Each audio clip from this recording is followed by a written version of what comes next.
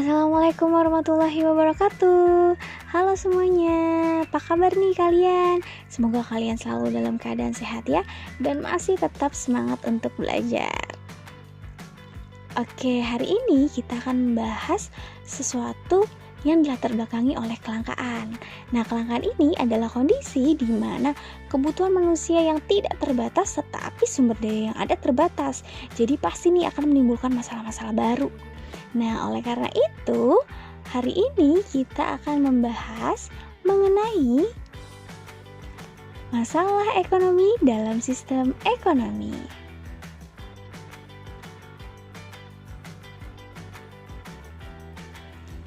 Nah, tujuan pembelajaran hari ini adalah kalian akan belajar mengenai masalah ekonomi klasik, modern, dan juga sistem ekonomi. Langsung aja kita mulai. Yang pertama adalah mengenai masalah pokok ekonomi klasik. Nah, masalah pokok ekonomi klasik ini ada 3 hal utama yang menjadi pokok bahasan. Yang pertama adalah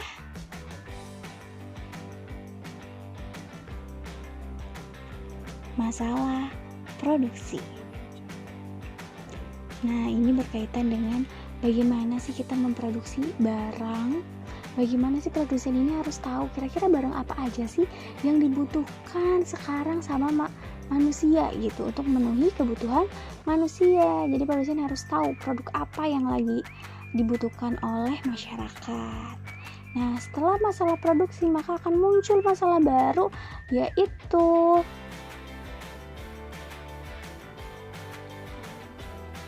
masalah distribusi. Nah, masalah distribusi ini mengenai proses pendistribusian ya.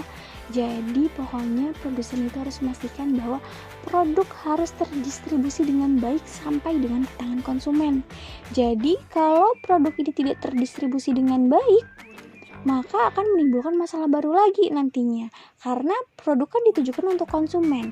Jadi proses pendistribusian ini juga harus dipastikan terdistribusi dengan baik ke tangan konsumen, jadi bisa sampai dengan baik ke tangan konsumen sesuai dengan tujuan awal gitu, agar tidak menimbulkan masalah baru lagi nantinya. Nah, masalah yang ketiga yaitu adalah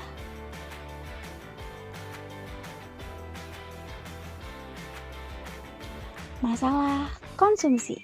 Nah, kalau tadi produk udah sampai ke tangan konsumen, maka masalah selanjutnya adalah apakah produk ini nanti akan dipakai oleh konsumen atau akan dibuang sia-sia, dibuang percuma karena banyak hal yang tidak sesuai, seperti misalnya rasanya tidak sesuai kalau produknya berupa makanan dan minuman, atau harganya yang tidak sesuai, harganya terlalu tinggi, tidak terjangkau, tidak sesuai dengan pendapatan konsumen. Nah, ini juga harus jadi perhatian produsen sebagai pembuat produk, dan konsumen juga harus terus meningkatkan pendapatannya agar apa? Agar bisa membeli produk yang diinginkan. Jadi semua kebutuhannya bisa tercapai seperti itu.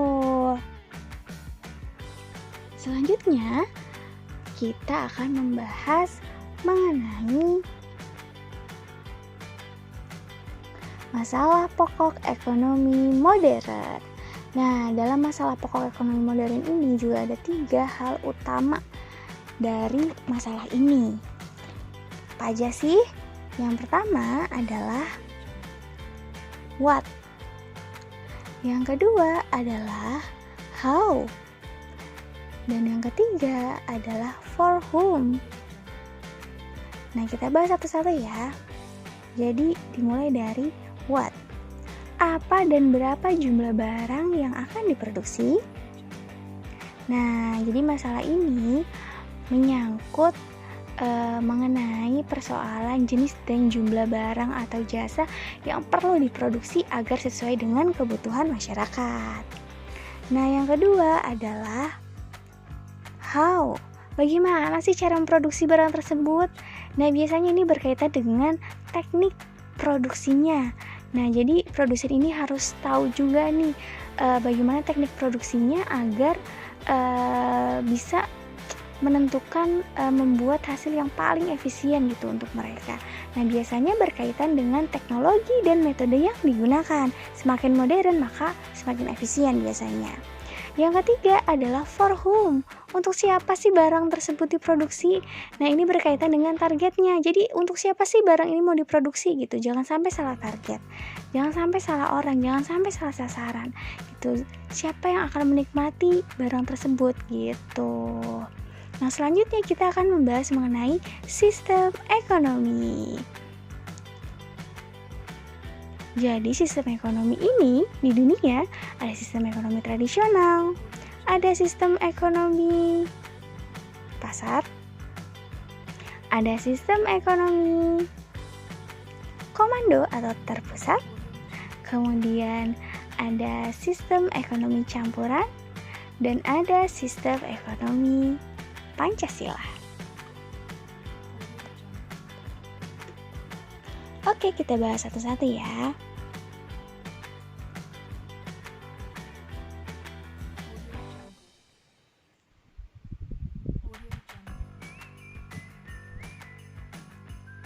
Yang pertama adalah sistem ekonomi tradisional.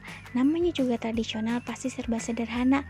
Biasanya masih sesuai dengan adat istiadat, masih sesuai dengan tradisi.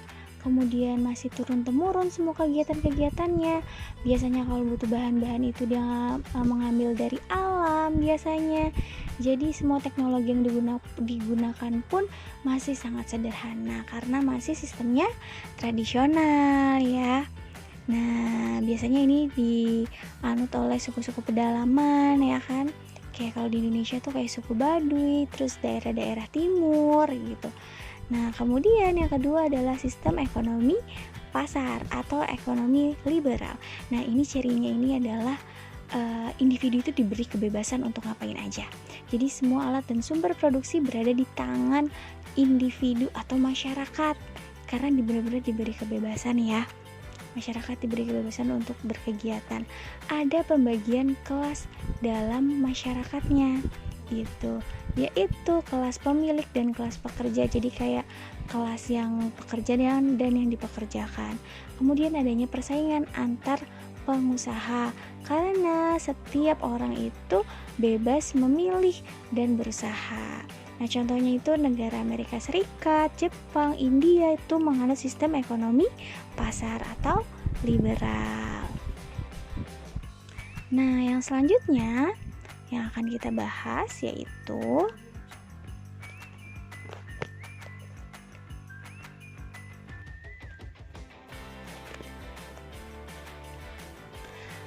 sistem ekonomi komando atau terpusat. Ini kebalikannya dari sistem ekonomi pasar ya. Kalau tadi pasar itu dibebaskan, kalau ini adalah diatur oleh pemerintah, dipusatkan oleh pemerintah. Jadi semua alat sumber produksi milik negara, hak milik perorangan tidak ada, tidak diakui. Kemudian kebijakan perekonomian itu diatur oleh pemerintah gitu. Jadi semua sebab pemerintah karena komando terpusat oleh pemerintah gitu. Kemudian jenis pekerjaan dan juga pembagian kerja diatur oleh pemerintah. Jadi semua diatur oleh pemerintah. Contohnya ini adalah Denmark, kemudian Prancis, Swedia, Rusia, tuh itu yang menganut ekonomi komando. Kemudian ekonomi campuran, kegiatan ekonominya dilaksanakan bersama masyarakat dan pemerintah. Jadi dia ini campuran antara ekonomi komando dan liberal ya. Interaksi ekonomi sebagian terjadi di pasar tetapi ada campur tangan pemerintah. Karena di mix antara ekonomi pasar dan ekonomi komando.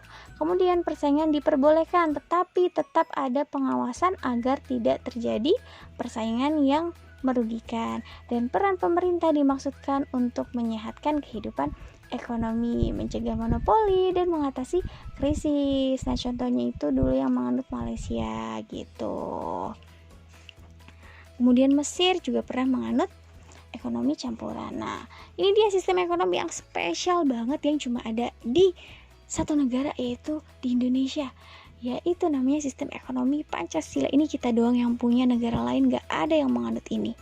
Ini adalah sistem ekonomi yang pastinya dia mendasarkan diri pada Undang-Undang Dasar 1945 ya, berdasarkan pasal 33-nya.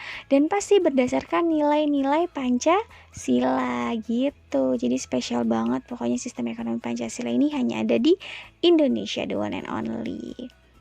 Oke deh, jadi sekian dulu materi hari ini mengenai masalah ekonomi dalam sistem ekonomi. Semoga kalian paham akan materi yang Ibu sampaikan hari ini. Apabila masih ada pertanyaan, boleh ditanyakan. Semoga materi hari ini bermanfaat untuk kita semua. Sampai jumpa di lain waktu. Salam ekonomi. Assalamualaikum warahmatullahi wabarakatuh.